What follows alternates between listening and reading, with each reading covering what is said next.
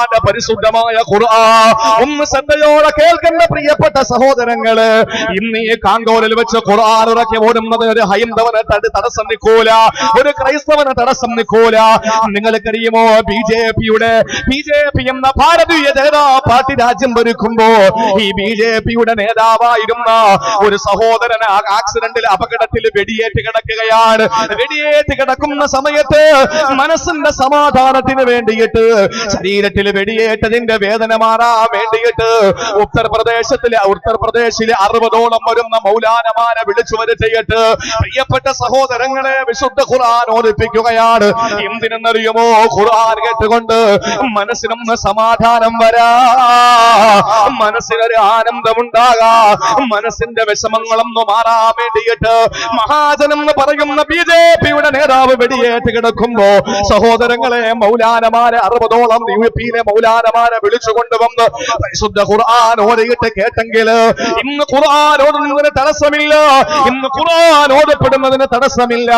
ഇന്ന് ഏതെങ്കിലും ഒരു ഭാഗത്ത് വിശുദ്ധമായ ഖുർആനിന്റെ ആയത്തുകൾ മുഴങ്ങി കേൾക്കുന്നതിന് ഒരു ഹൈന്ദവന് തടസ്സം നിൽക്കൂല, ഒരു ക്രിസ്ത്യാനി തടസ്സം നിൽക്കൂല. എന്തേ സഹോദരങ്ങളെ നിങ്ങൾക്കറിയുമോ? പക്ഷെ റസൂലുള്ളാഹിന്റെ കാലഘട്ടത്തില്, ഇസ്ലാമിന്റെ ആവിർഭാവ കാലഘട്ടത്തില് ഖുർആൻ ഇറക്കി ഓടാൻ തടസ്സമുണ്ടായിരുന്നു. ഖുർആൻ ഇറക്കി ഓടാൻ അനുവദിക്കില്ല. ആ സമയത്ത് ആരാണെന്ന് ഉറക്കി ഓടുന്നതെന്ന് ചോദിച്ചപ്പോ ഇബ്നു മസ്ഊദ് റളിയല്ലാഹു തആല അൻഹു പറയുകയാണ്, ഞാനൊന്ന് ഉറക്കി ഓടിയാലോ? വേണ്ട വേണ്ട സഹോദരങ്ങളെ, ഇത് സത്യരീനാണ്, വിശുദ്ധമായ ഖുർആൻ പടച്ചവന്റെ കലാമാണ്. ലോകത്തിന്റെ എല്ലാ നിയന്ത്രണങ്ങളും ഏറ്റെടുത്തിരിക്കുന്ന സർവാധിനാഥനായ പടച്ചതമ്പുരാന്റെ പരിശുദ്ധമായ കലാമാണ്. അതുകൊണ്ട് ഓടുന്നതിന് തടസ്സമില്ലെന്ന് പറഞ്ഞുകൊണ്ട് ഇബ്നു മസ്ഊദ് റളിയല്ലാഹു തആല അൻഹു വരിക എവിടേക്കാ? പരിശുദ്ധമായ മഖാം ഇബ്രാഹിമിന്റെ അടുത്തുള്ള വലിയൊരു പാറപ്പുറത്ത് കയറുകയാണ്. സഹോദരങ്ങളെ ശ്രദ്ധയോടെ കേൾക്കണേ. ഇബ്നു മസ്ഊദ് റളിയല്ലാഹു അൻഹു കടന്നു വരുമ്പോ കഅബാലയത്തിന്റെ 4 ഭാഗത്തെ കടൽ കുറച്ചുകൊണ്ട് മക്കക്കാരിരിക്കുകയാണ്.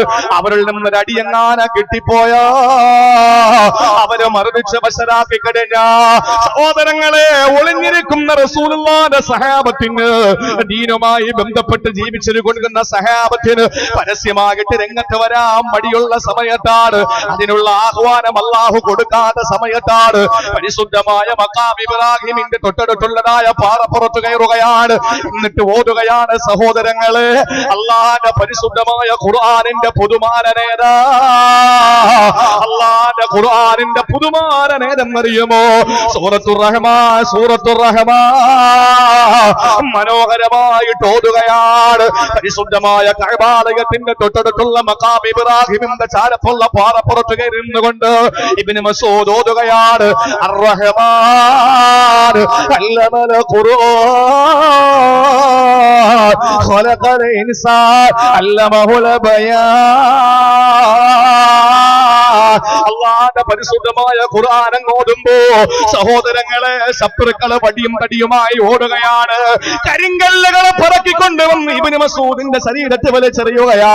സഹോദരങ്ങളെ കഅബാലയത്തിന്റെ മഖാം ഇബ്രാഹിമിന്റെയും നടുവിലിട്ട് മഹാനായ ഇബ്നു മസ്ഊദിനെ മർദ്ദിക്കുകയാണ്. ശരീരത്തിൽ നിന്ന് നയാഗ്ര പോലെ ചാലിട്ടൊഴുകുന്ന രക്തമൊലിപ്പിച്ചുകൊണ്ട് ഇബ്നു മസ്ഊദ് കയറി പോവുകയാണ് സഹാബത്തിന്റെ മുമ്പിൽ. അവിടെ ചെല്ലുമ്പോ സഹാബത്ത് പറയുന്നു, ഇബ്നു മസ്ഊദ് ഞങ്ങളെ പേടിച്ചത് തന്നെയാണ്, ഞങ്ങളെ ഭയപ്പെട്ടത് തന്നെയാണ് ഇബ്നു മസ്ഊദ്. ഞാൻ നിങ്ങളുമാണെങ്കിൽ എന്താണ് പറയുക? ഇനി ഞാൻ ഖുർആൻ ഇറക്കി ഓടൂല, ഇനി ഞാൻ ഖുർആൻ ഇറക്കി ഓടൂല. ഇല്ല, ശത്രുവിന്റെ മുമ്പിൽ ചെന്ന് ആദർശത്തെ അടിയറവ് പറയുന്നവരല്ല സഹാബത്ത്. അല്ലാഹുവിന്റെ റസൂലിന്റെ പ്രിയപ്പെട്ട സഹാബിയായ ഇബ്നു മസ്ഊദ് റളിയല്ലാഹു അൻഹു പറഞ്ഞതെന്തെന്നറിയോ? ഇബ്നു മസ്ഊദിന്റെ ശരീരത്തിൽ നാളെ ആത്മാവുണ്ടായിരുന്ന, നാളെ സുപ്രഭാതത്തില്, നാളെ കിഴക്കൻ ചക്രവാളത്തിന്റെ അരുണകിരണങ്ങൾ പ്രകടമാകുമ്പോ ഇബ്നു മസ്ഊദിന്റെ ശരീരത്തിൽ എങ്ങാനും റൂഹ് ശേഷിച്ച, വല്ലാഹി നാളെയും ഞാൻ ഓതുന്നതാണ് ഖുർആൻ എന്ന് പറഞ്ഞ് ഇബ്നു മസ്ഊദ് സാധ്യം പിടിക്കുമ്പോ സഹോദരങ്ങളെ, ഇബ്നു മസ്ഊദിന്റെ കഥ പറയുമ്പോ കഥ കേട്ടുകൊണ്ട് എഴുന്നേറ്റ് പോകലല്ല. നാളെ ഇവിടെ ഇബ്നു മസ്ഊദ് മാരുണ്ടാകണം. ഇബ്നു മസ്ഊദിന്റെ ചരിത്രത്തിന്റെ ഇന്നലകൾ നമ്മൾ എന്നുള്ള സകലങ്ങൾ ജീവിതത്തിന്റെ അർത്ഥമിട്ടെടുത്തുകൊണ്ട് നടത്തുന്ന ജീവിതത്തിന്റെ ഉന്നതമായ മേഖലകളിൽ ഈ അനുഗ്രഹീതമായ സഹാബത്തിന്റെ പാഠ പിൻപറ്റുന്ന ഒരു വിഭാഗം നാളെ ഇവിടെ ഉണ്ടാകണം. സഹോദരങ്ങളെ, ഇബ്നു മസ്ഊദ് റളിയല്ലാഹു അൻഹു മോശക്കാരനാണോ? ആദരവായ പ്രവാചകന് ഒരു ദിവസം നടന്നു വരുന്ന സമയത്താണ് പള്ളിയുടെ അകത്തളങ്ങളിൽ ഇബ്നു മസ്ഊദ് നമസ്കരിക്കുകയാണ്. നമസ്കാരം നടത്തിക്കൊണ്ടിരിക്കുന്ന ഇബ്നു മസ്ഊദ് ഉറക്കെ ഖുർആൻ ഓതുകയാണ്. ഖുർആൻ ഒരു ലഹരിയായിരുന്നു. അവിടെ ലഹരി പിടിപ്പിക്കുന്നത് പാട്ടല്ല, അവർക്ക് ലഹരി പിടിപ്പിക്കുന്നത് മദ്യമല്ല, അവരെ ലഹരി പിടിപ്പിക്കുന്നത് മധുരാശിയല്ല, അവരെ ലഹരി പിടിപ്പിക്കുന്നത് ആഗോള സംസ്കാര സംശുദ്ധ സിദ്ധാന്തം വിളിച്ചോടുന്ന വിശുദ്ധമായ ഖുർആന. ലോകം ദാഹിച്ചുകൊണ്ടിരുന്ന വിമോചന സരണിയ പുരാതന കാലത്തെ പ്രാകൃതന്റെ പുരോഗമന കാലത്തെ പരിഷ്കൃതന്റെ മനോമുഖരത്തിൽ പരിവർത്തനത്തിന്റെ പടകപ്പനി മുടക്കിയ പരിശുദ്ധമായ ഖുർആന. ആ ഖുർആൻ നെഞ്ചിലേറ്റിക്കൊണ്ട് പ്രിയപ്പെട്ട സഹോദരങ്ങളെ ഉറക്കെ ഓടുന്നത് കേട്ടപ്പോ ആദരവായ പ്രവാചകൻ അകത്തളങ്ങളിലേക്ക് വിരൽ ചൂണ്ടിയിട്ട് സഹാബത്തിനോട് പറയുകയാണ്, മനസറഹു അയ്യഖറഅൽ ഖുർആന റതുബോ.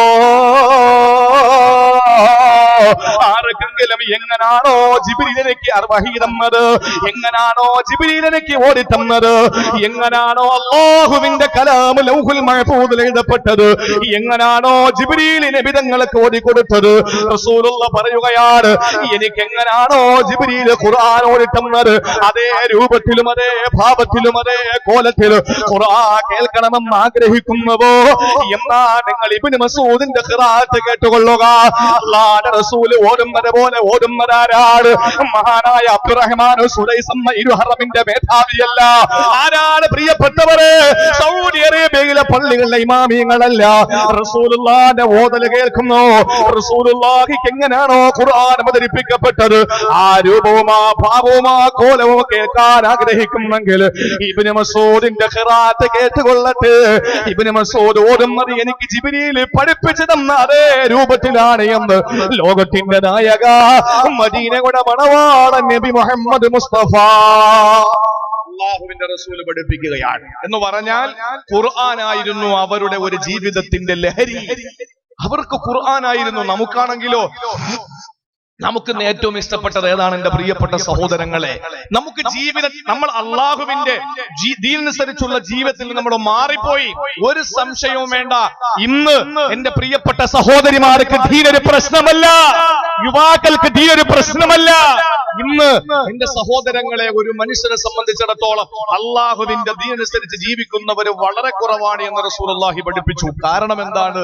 ഇന്ന് കാലം കഴിയുന്തോറും ജാഹിലിയങ്ങൾ പെരുത്തുകൊണ്ടിരിക്കുകയാണ്. നിങ്ങൾ ശരിയല്ലേ എന്ന് ആലോചിച്ച് നോക്ക്. പണ്ടൊക്കെ വയലു പറഞ്ഞത് ആദരണീയനായ ശംസുൽ ഉലമയെ പോലെ, ആദരണീയനായ കന്നീത്ത് ഉസ്താദിനെ പോലെ, ആദരണീയനായ പാറന്നൂർ ഉസ്താദിനെ പോലെ, ആദരണീയനായ ചെറുശ്ശേരി ഉസ്താദിനെ പോലെ, ആദരണീയനായ സമസ്ത ഇരു സമസ്തകളുടെയും പണ്ഡിത പടുക്കള്, അതുപോലെ തന്നെ കേരളത്തിലെ സമസ്തയുടെയും അതുപോലെ തന്നെ കേരളത്തിലെ സുന്നി സംഘടനകളുടെ നേതാക്കന്മാര്, ആരിഫീങ്ങളായ പണ്ഡിത നേതൃത്വങ്ങള്, വന്നിരായ ഉസ്താദുമാര് പ്രസംഗിച്ച വേദികളിൽ പ്രസംഗിക്കുന്ന എന്നെ പോലുള്ള ജാഹിലീങ്ങളാണ്. എന്താ കാര്യം? കാരണം ലോകത്തിന്റെ അവസാനം എത്തുമ്പോൾ ജാഹിലീങ്ങൾ പെരുക്കുമെന്നുള്ള കാര്യത്തിൽ ഒരു സംശയവും വേണ്ട പ്രിയപ്പെട്ട സഹോദരങ്ങളെ. അതുകൊണ്ട് നാം ഇന്ന് റസൂലുള്ളാഹിയുടെ പാതയിൽ നിന്ന് പിന്നിലോട്ടായി പോയി. അള്ളാഹുവിന്റെ പാത വിട്ട് നമ്മൾ ജീവിക്കാൻ തുടങ്ങി. ഇല്ല എങ്കിലോ എന്റെ സഹോദരങ്ങളെ, നമ്മളെപ്പറ്റി ഒരാളും മോശമായിട്ട് കാണൂല. ഒരാള് നമ്മളെപ്പറ്റി ഞാൻ തുറന്നു പറയുന്ന ഒരാളാ. ഞാനൊന്ന് ചോദിക്കട്ടെ, ഇന്ന് എന്റെയും നിങ്ങളുടെയും പ്രവർത്തനം കണ്ടിട്ട് ഏതെങ്കിലും ഒരാൾക്ക് ഇസ്ലാം മതം കൊള്ളാമെന്ന് പറഞ്ഞ് മുസ്ലിമായി കടന്നു വരുവോ? ഇല്ല. 1000 വട്ടം ഞാൻ പറയുന്നു, നമ്മുടെ നാട്ടിലുള്ള ഒരാളുടെ പ്രവൃത്തി മനസ്സിലാക്കിയിട്ട് ഇസ്ലാമിലോട്ട് കടന്നു വരാൻ ഒരാൾ തയ്യാറല്ല.